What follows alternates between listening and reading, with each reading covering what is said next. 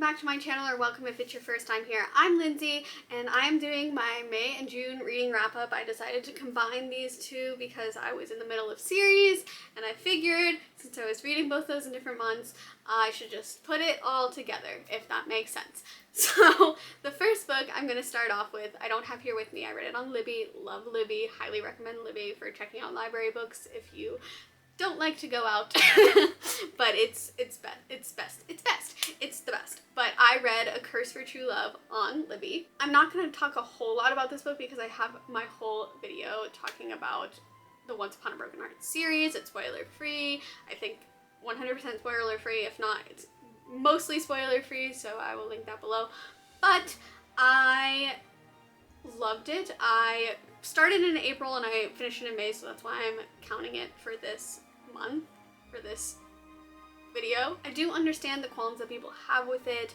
I didn't think it was the strongest book in the series, but even with like the unanswered questions and stuff, she did say in the book, I don't think this is the last we'll see of the Valors. We also have Spectacular coming out, and that's in the same world. So I'm hoping some of the questions are answered. I mean, in Caraval, there's still some questions that need to be answered. So I am hoping that all of that is solved, but you know, even with that, I don't mind if some things are in subtext, because some of the unanswered questions I do think were answered more so in subtext, and I don't mind if everything goes necessarily unanswered and things are left up to interpretation, but there are other things that I do understand, like, hey, what's happening there? What's going to happen with that? So I completely understand people's disappointment. Also, I think people wanted more Eva Jacks in this book than they got. I was happy with what we got, but I understand. I also like analyzing and theorizing about everything, and like being a person with red string and corkboard and just going kind of feral. So that's why I don't mind some of the unanswered questions. But again, completely understand why this wasn't people's favorite book. I still liked it a lot. This next one is also not a physical book. It's Dracula Daily. I've been doing that via email since May. It's not done yet, so I've been still getting them through June, and I think it goes into July, so because the book's not done yet. So I have been really enjoying that. I didn't expect myself to enjoy it as much as I have. I definitely expected myself to like it because, fun fact about me, I actually very much like vampires. I don't know what it is about them, they fascinate me, but I was excited to read it for that. It being older English and just in the letters, I wasn't sure how I would feel about that. However, I have really enjoyed it. I found it to be a very fun story. I found it to be very funny. Anyway, Dracula is about Jonathan Harker, who goes to stay with this count that he doesn't know a ton about. Slowly, he realizes he's a vampire. He's staying with a vampire, and he feels kind of trapped, and he's writing these letters. And so the story is told through his letters, through his journaling, and when it's getting emailed to you, it kind of feels like he's writing these letters to you. There's also letters from other characters as well, so that's kind of fun. I really liked reading it that way. Honestly, I've enjoyed this so much that I went on a trip with friends recently, and on one morning I woke up and I just started telling my friend all about Dracula, and he was just like, that's nice, Lindsay. So yeah, that's where I'm at with Dracula Daily, and I can't wait to keep reading it. So the next book is The Invisible Life of Addie LaRue. I've already talked about it a few times because I vlogged myself reading it, and it was highly recommended to me, so I talked about it before I read it.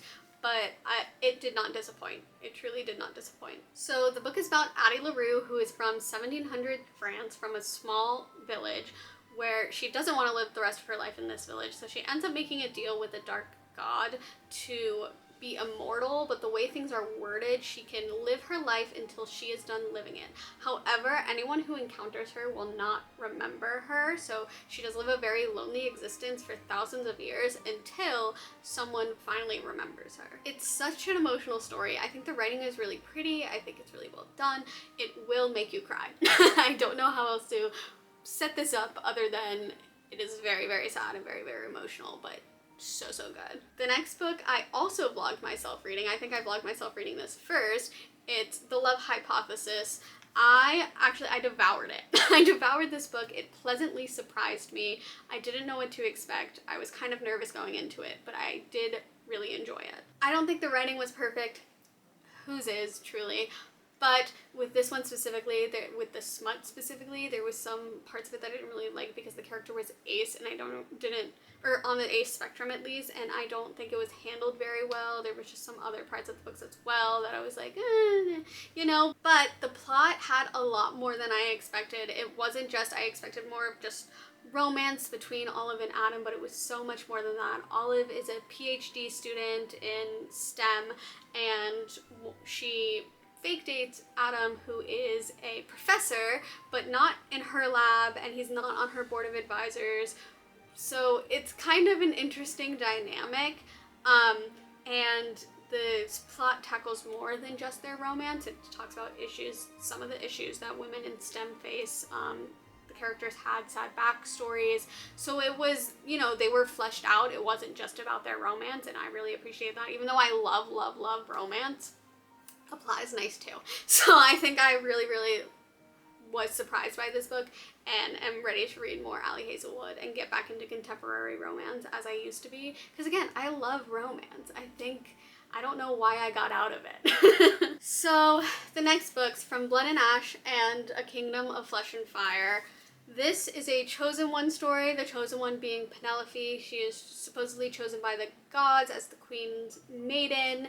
She is supposed to be, there's these ascended who are godlike people, and when she's ascended, she's supposed to be even above them. So there's a threat to the ascended to this kingdom called the Atlanteans, I don't know if I'm saying that right.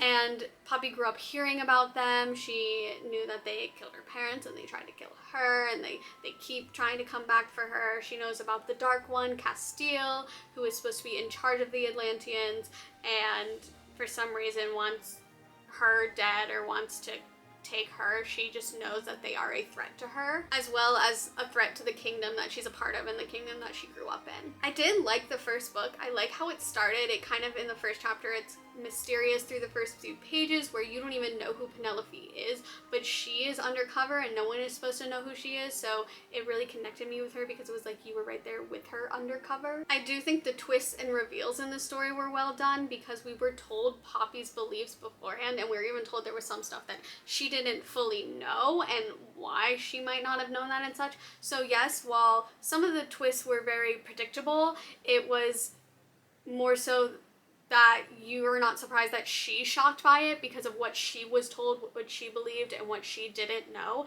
That still made a lot of sense. Now here's when the DNF comes in. I didn't even finish the second book. I don't know why. I just didn't want to keep reading it. I was looking at it and I just felt like I couldn't bring myself to keep reading it. I know the first 50 or so pages were very repetitive. They felt repetitive to me. Like it was just kind of like, oh, we're going over the same things over and over and the same feelings over and over. So it just didn't really capture me. Like I said, I liked the first book and I was ready to read the second book, and then I started reading it and I didn't want to keep reading it. I stopped about halfway through. I just couldn't get myself, and I talked about how this was in my mid-year freakout tag, that this was probably the biggest disappointment because I was really looking forward to this series and I liked the first book. I just don't think I loved it, and then when I got to the second one I was like, okay, I can't, for some reason I can't make myself read it. I don't think it's doing for me what I wanted it to do as a series. I don't really even know what I mean by that, but it just, the first one was pretty good, and the second one, it wasn't bad, I just wasn't feeling it anymore, and it wasn't for me. I think sometimes we as readers have to recognize that we are not always the audience for every book. Just because we don't like it doesn't mean it's bad.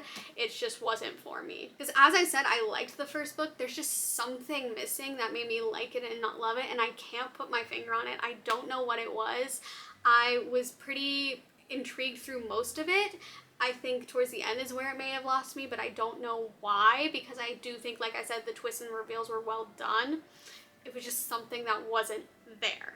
And listen, I really can't tell you why I like what I like. I can't even tell you why certain characters become my Blorbos and why others don't. Like the characters in this book didn't make my Blorbo list, but Asterion did, and I've never even played Baldur's Gate. I've just watched videos on YouTube, so what do you want me to do? You want me to examine every character on my Blorbo list, see what they all have in common, try to figure out what I specifically like that, examine myself and figure out what it is that appeals to me when it comes to these characters? I simply don't have the time. As I've already said, the first book had its imperfections. Don't think it was bad though. There was just some point in the second book where I realized this series wasn't for me, and also I was wrong. It's not a love triangle.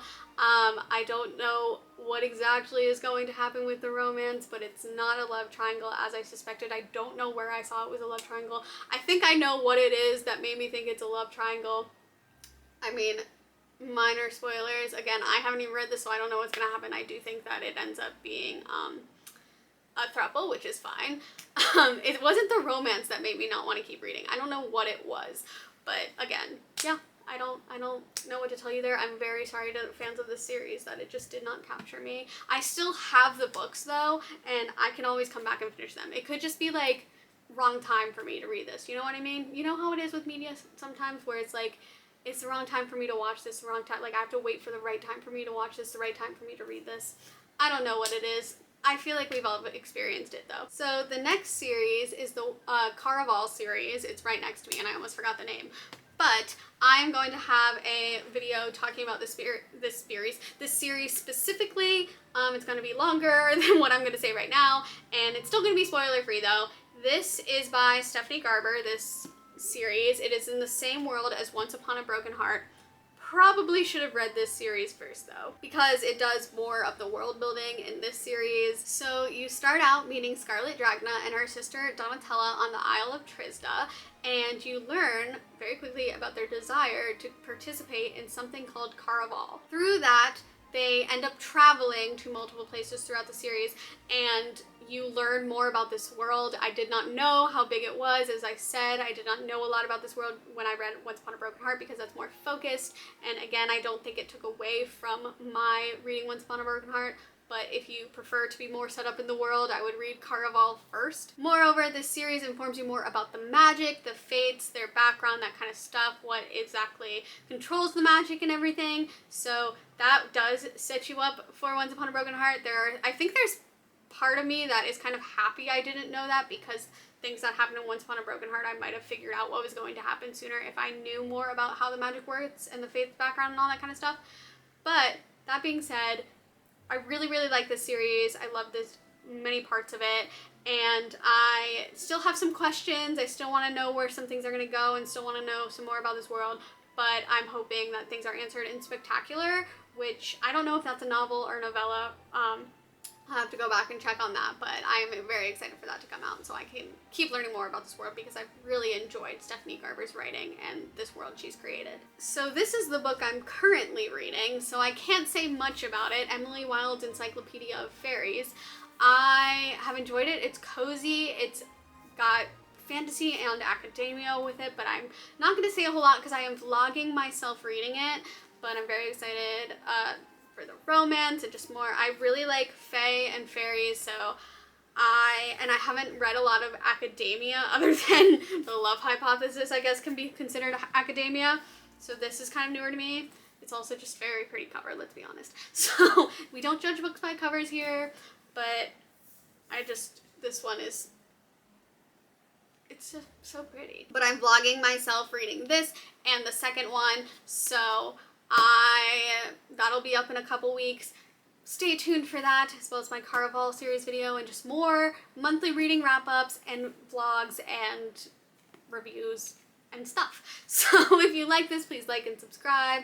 I will see you in a week. Bye!